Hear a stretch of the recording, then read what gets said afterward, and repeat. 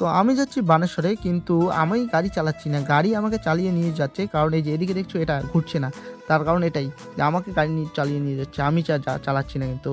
তো এ যেভাবে যাবে আমাকে আর সেভাবেই যেতে হবে। তো চলো যাওয়া যাক। এটা না ঘুরিয়েই গাড়ির স্পিড, এক হাতে গাড়ি চালাতে লাগছে। চলো কি আর করা যাবে। এদিকে ট্রেন আসছে আর এদিকে আমি যাচ্ছি, আহা হা কত শান্তি। তো চলে এসেছি এখন বানেশ্বর, এখন যাব গ্যারেজে সোজা তো গাড়িটাকে ঠিক করার জন্য। তো গ্যারেজে এসে পড়েছি আর এখন গাড়ি আমার খোলাখুলি শুরু হয়ে গেছে যে এক্সিলারেটর তারটা বের করার জন্য।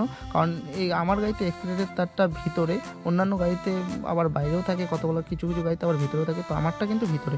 তো এই যে এই জায়গাটায় ছিঁড়েছে, তো এটাই এখন ঠিক করব। তো এটা চেঞ্জ করে এখন নতুন লাগাবে, তো এটাকে এখন কিনে আনবে, তো কিনে আনতে চলে গেছে। তো এদিকে আমি এটা একটু, আমার হাতে তো কালি লেগে গেলো। তো চলো এখন ঠিক করে এখন চলেও বাড়ি।